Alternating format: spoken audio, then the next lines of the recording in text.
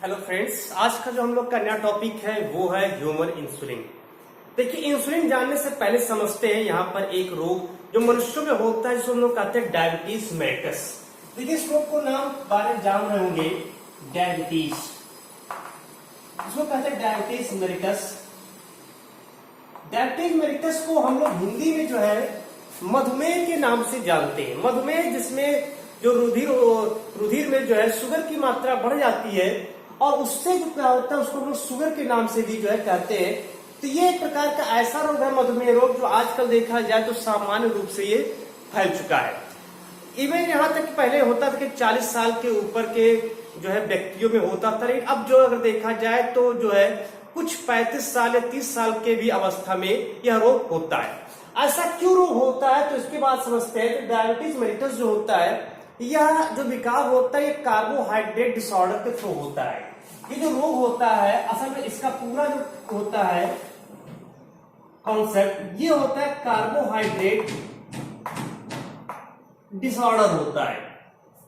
मतलब जो कार्बोहाइड्रेट होता है उस कार्बोहाइड्रेट के उपापचय में यदि किसी प्रकार की त्रुटियां होती है तो उस समय जो है एक प्रकार का रोग होता है जिसको हम लोग डायबिटीज मेलिटस अर्थात मधुमेह रोग के नाम से जानते हैं। असल में कार्बोहाइड्रेट का जो हमारे शरीर में पाचन है या कार्बोहाइड्रेट की जो उपापचयी अभिक्रिया होती है, ये पूरी कार्बोहाइड्रेट की उपापचयी अभिक्रिया हमारे जो पैंक्रियाज होता है, पैंक्रियाज, उस पैंक्रियाज की जो है एंडोक्राइन सेल होता है, एंडोक्राइन सेल, उस एंडोक्राइन सेल के आइलेट्स ऑफ लैंगरहैंस की दीपिकाओं के हैंस की जो बीटा सेल होती है, इस बीटा सेल से एक जो है हार्मोन का स्राव होता है जिसका नाम है इंसुलिन। एक हार्मोन का स्राव होता है जिसका नाम है इंसुलिन। और ये जो इंसुलिन होता है, अगर मान लेते हैं शरीर में इंसुलिन की मात्रा कम स्रावित हुई, तो ऐसे अगर हम लोग बात करें तो 80 से 90 मिलीग्राम प्रति 100 ml इंसुलिन आवश्यक होता है हमारी बॉडी में। कितना होता है? 80 से 90 मिलीग्राम प्रति 100 ml रुधिर में जो है आवश्यक होता है इंसुलिन की मात्रा। कभी कभी क्या होता है, इंसुलिन की जो मात्रा होती है वो मात्रा यहाँ पर कम स्रावित होती है, जिसके कारण क्या होता है कि जो हमारी कोशिकाएं होती हैं वे कोशिकाएं रुधिर से शुगर को यानी कार्बोहाइड्रेट को एब्जॉर्ब ग्रहण नहीं कर पाती हैं। इसके साथ में जो हमारी यकृत में ग्लाइकोजेनेसिस प्रक्रिया होती है वो प्रोसेस भी वहां पर रुक जाती है। मतलब हम कह सकते हैं, अगर इसको थोड़ा समझे, हम थोड़ा और डिटेल चले तो और डिटेल में अगर देखेंगे तो जो इंसुलिन का मेन फंक्शन होता है, पहले जान लीजिए इंसुलिन का जो मेन फंक्शन होता है क्या होता है। इंसुलिन का एक सबसे मेन फंक्शन होता है, इसमें देखिए मस्तिष्क की कोशिका और जो हमारी रुधिर है कणिकाएं, रुधिर कणिकाएं हैं, उनकी कोशिकाओं को छोड़ करके, एक मस्तिष्क की कोशिका और जो रुधिर कणिकाओं की कोशिकाएं होती है उनको छोड़ करके शरीर की समस्त कोशिका की जो है इस सेल परमिबिलिटी को इंक्रीज करता है। जो सेल परमिबिलिटी होती है, कोशिका की पारगम्यता, इसको क्या करता है? इंक्रीज करता है। इसके अलावा क्या करता है? तो एक तो काम इसका यह हो गया। दूसरा इसका काम होता है, जो लीवर होता है उस लीवर में ग्लाइकोजेनेसिस की प्रोसेस को यह जो है पूरा करता है। ग्लाइकोजेनेसिस, ग्लाइकोजेनेसिस का मतलब होता है कि जो रुधिर में, ब्लड में जो शुगर है, जो यहां पर शुगर है, कहां पर शुगर है? ब्लड में। इस शुगर को ये कन्वर्ट कर देता है, क्योंकि शुगर किस रूप में है? ग्लूकोज के फॉर्म में होता है। किस रूप में होता है? ग्लूकोज के फॉर्म में होता है। और ये इसको जो है ग्लाइकोजन में कन्वर्ट करता है, कहां पर? लीवर में। तो इस तरह से जो है जो ग्लूकोज होता है वो ग्लूकोज को ग्लाइकोजन में कन्वर्ट करता है और इस प्रोसेस को कहते हैं ग्लाइकोजेनेसिस। ये जो ग्लाइकोजेनेसिस होता है, इस प्रक्रिया को भी ये इंसुलिन के द्वारा ही जो है कह सकते हैं एक्टिवेट होता है। तो इस तरह से इंसुलिन के जो कार्य की बात की तो दो कार्य, पहले सेल परमिबिलिटी को इंक्रीज कर देना, कोशिका की जो पारगम्यता है किसके लिए? उस जो है रुधिर में उपस्थित जो ग्लूकोज है उस ग्लूकोज के लिए कोशिका की पारगम्यता को बढ़ा देता है, और साथ में जो है लीवर में यकृत कोशिकाओं में जो रुधिर में अतिरिक्त मात्रा में ग्लूकोज आया है उस ग्लूकोज को ग्लाइकोजन में करके कन्वर्ट करके उसको स्टोर कर देता है। इसीलिए ग्लाइकोजन को हम लोग जंतु का संचित भोज्य पदार्थ भी कहते हैं। तो ये तो इसका रोल समझ में आ गया कि इसका रोल क्या है। अब सपोज करिए कि इंसुलिन की मात्रा शरीर में कम हो जाए, सपोज करें इंसुलिन की मात्रा शरीर में कम हो जाए, तो उस कंडीशन में क्या होगा कि जब से इंसुलिन की मात्रा कम होगी सेल परमेबिलिटी अपने आप कम हो जाएगी, यानी ये डिक्रीज हो जाएगा। लीवर में ग्लाइकोजेनेसिस की प्रोसेस रुक जाएगी। तो जो रुधिर में ग्लूकोज है वो ग्लूकोज ना तो हमारी कोशिका में जा पाएगा और ना ही हमारे जो है जो लीवर में ग्लाइकोजेनेसिस हो रही वहां पर भी नहीं हो पाएगी। इसके परिणाम स्वरूप क्या होगा कि जो हमारा रुधिर में जो हमारे ग्लूकोज है उस ग्लूकोज का स्तर धीरे धीरे बढ़ता जाएगा, और उससे क्या होगा रुधिर में ग्लूकोज की मात्रा बढ़ने से एक रोग हो जाएगा जिससे हम लोग डायबिटीज मेलिटस या मधुमेह या शुगर के नाम से जो है इसको जानते हैं। तो ये बात होती है। अभी हम लोग बात करते हैं कि जो शुगर होता है, जो मधुमेह रोग होता है वो कितने प्रकार का होता है। देखिए मधुमेह जो रोग होता है वो मधुमेह रोग दो प्रकार का होता है, टाइप 1 एंड टाइप 2। पहला टाइप 1, टाइप 1 जो होता है आईडीडीएम होता है, इंसुलिन डिपेंडेंट डायबिटीज मेलिटस, इसको कहते हैं आईडीडीएम, इसको कहते हैं IDDM, insulin dependent diabetes mellitus. ये जो प्रोसेस होती है इंसुलिन डिपेंडेंट डायबिटीज मेलिटस, ये इस प्रकार का मधुमेह रोग है। ये बाल्यावस्था में होता है, ध्यान रखेंगे। ये जो रोग होता है इंसुलिन डिपेंडेंट डायबिटीज मेलिटस, ये बाल्यावस्था का रोग होता है।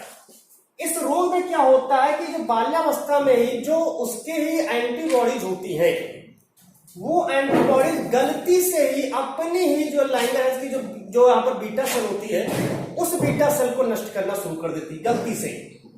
इसके फलस्वरूप क्या होता है कि जैसे जैसे उसके बीटा सेल को नष्ट करता है अपने आप वहां पर जो है इंसुलिन का स्राव कम होने लगता है, और इंसुलिन का स्राव कम होते ही जो व्यक्ति होता है जो बच्चा होता है उस बच्चे को मधुमेह रोग हो जाता है। तो ये कहां पर होता है? ये बाल्यावस्था में होता है। कैसे होता है? शरीर की एंटीबॉडी गलती से अपनी ही बीटा सेल को नष्ट करने लगती है, जिससे वहां पर जो है इंसुलिन की जो मात्रा होती है उस इंसुलिन की मात्रा कम स्रावित होती है, जिसके कारण वहां पर जो है रुधिर में ग्लूकोज का स्तर बढ़ने लगता है।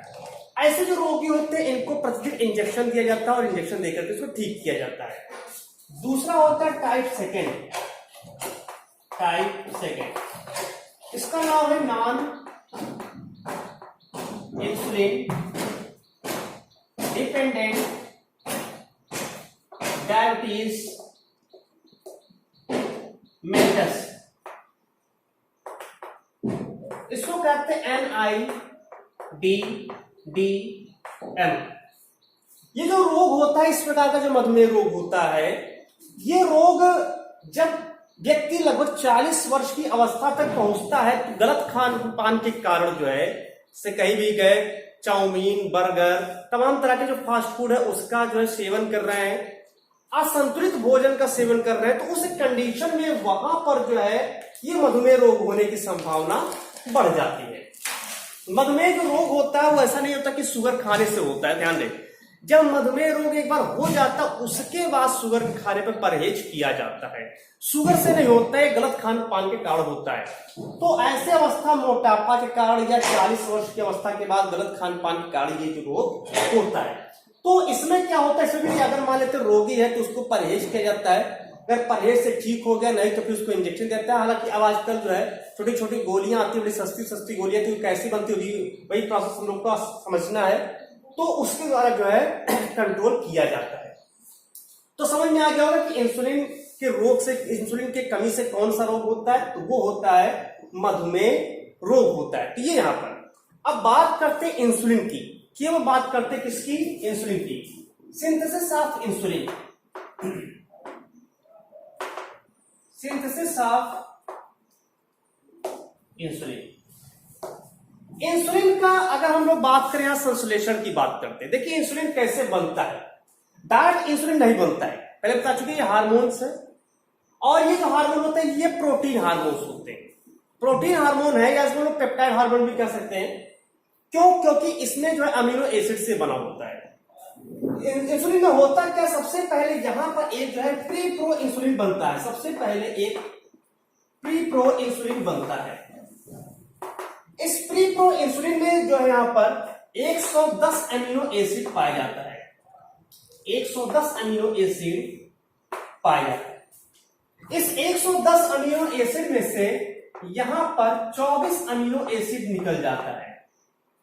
24 अमीनो एसिड निकल जाता है और अभी बचता है 86 अमीनो एसिड, और इसको हम लोग कहते हैं यहां पर जो है, इसको कहता है प्रो इंसुलिन के नाम से जानते हैं।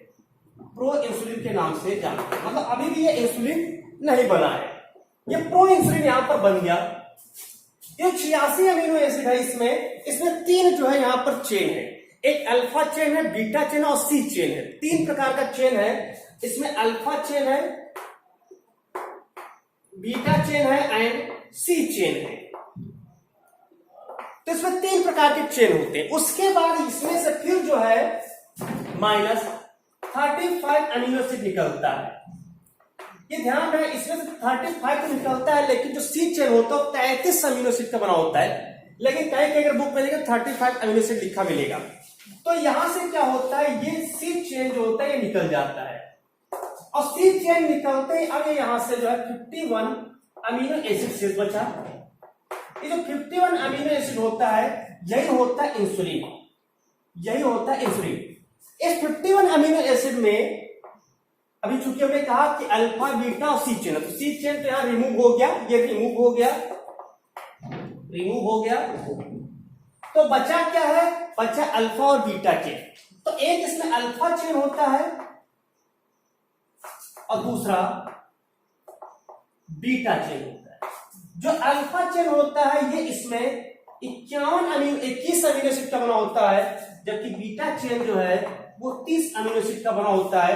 कुल यहां पर 51 अमीनो एसिड का इंसुलिन बनता है। ये क्वेश्चन नीट में आ चुका है, ध्यान रहे, नीट में क्वेश्चन आ चुका है कि अमीनो क्या नाम है, इंसुलिन में जो है अल्फा तथा बीटा चेन होते हैं क्रमशः। तो ध्यान रहे, क्रमशः मतलब कि अल्फा चेन 21 अमीनो एसिड का बना होता है और बीटा चेन 30 अमीनो एसिड का बना होता है। दोनों मिलकर के 51 अमीनो एसिड का बने हुए इंसुलिन यहां पर होता है। तो ये थी बात इंसुलिन की। अब बात करते हैं खोज किसने किया।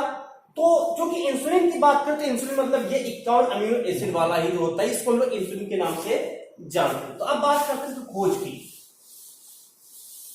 लेकिन खोज की अगर बात किया जाए, जो इंसुलिन होता है, इंसुलिन डिस्कवर्ड बाय,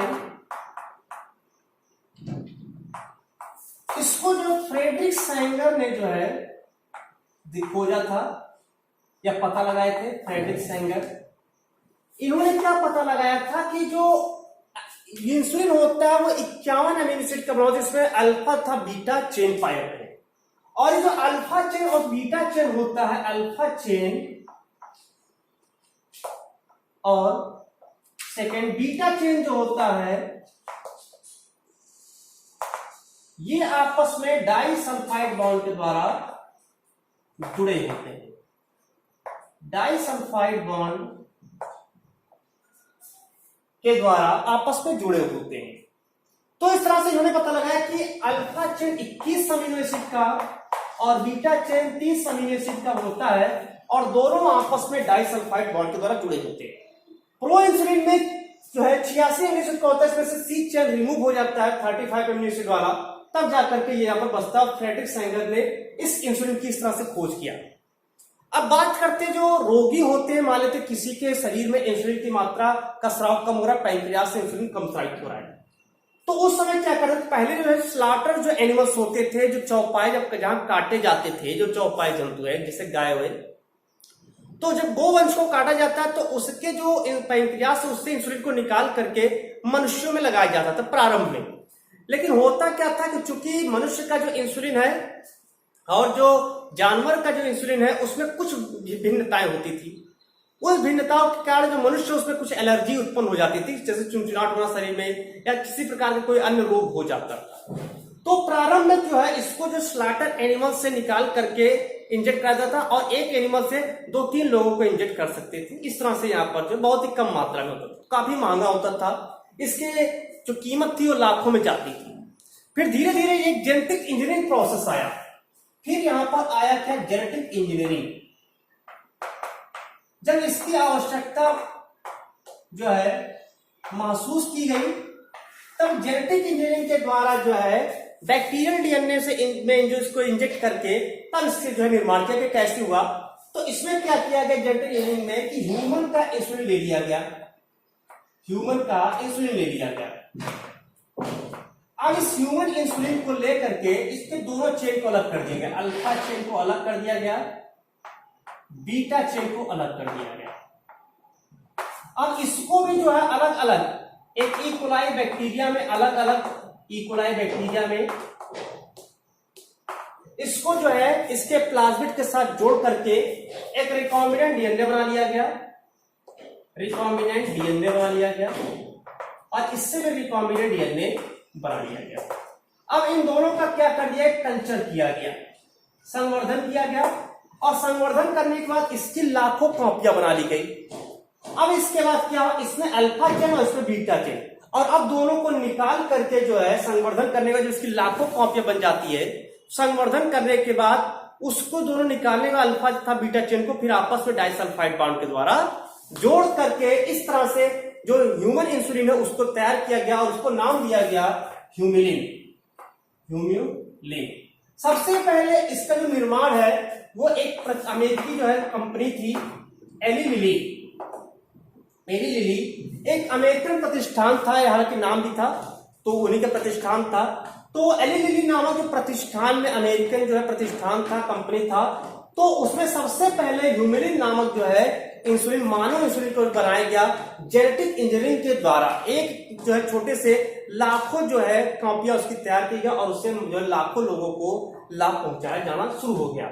अब इस समय जो अगर बात करें तो इस समय जो चल रहा है उसमें ह्यूमोलॉग, इस समय जो करंट में जो है यूज करते हैं उसको हम लोग नाम दिया गया ह्यूमोलॉग। इसीलिए जो जेनेटिक इंजीनियरिंग के थ्रू इसको बनाया गया, इसलिए इसकी जो कीमत है वो काफी सस्ती, 5 रुपए का भी टैबलेट अब मिल जाता है। ये जो पूरी इतने सस्ते हो गए हैं दाम, वो दाम असल में इसलिए सस्ते हुए हैं क्योंकि जेनेटिक इंजीनियरिंग के द्वारा बनाया गया। एक छोटे से एक ही व्यक्ति के इंसुलिन को अगर ले लिया जाए थोड़ी सी मात्रा, तो थोड़ी सी मात्रा से जो है लाखों व्यक्तियों के लिए इंसुलिन तैयार किया जा सकता है। इस तरह से जेनेटिक इंजीनियरिंग के थ्रू जो है यहाँ पर जो है इंसुलिन का जो है व्यापारिक स्तर पर या कह सकते हैं कि यहाँ पर व्यावसायिक स्तर पर इसका उत्पादन किया जाने लगा और इस तरह से जो इंसुलिन की मात्रा, वो इंसुलिन की मात्रा इंजेक्शन टैबलेट्स आज के रूप में मार्केट में उपलब्ध करा दी गई।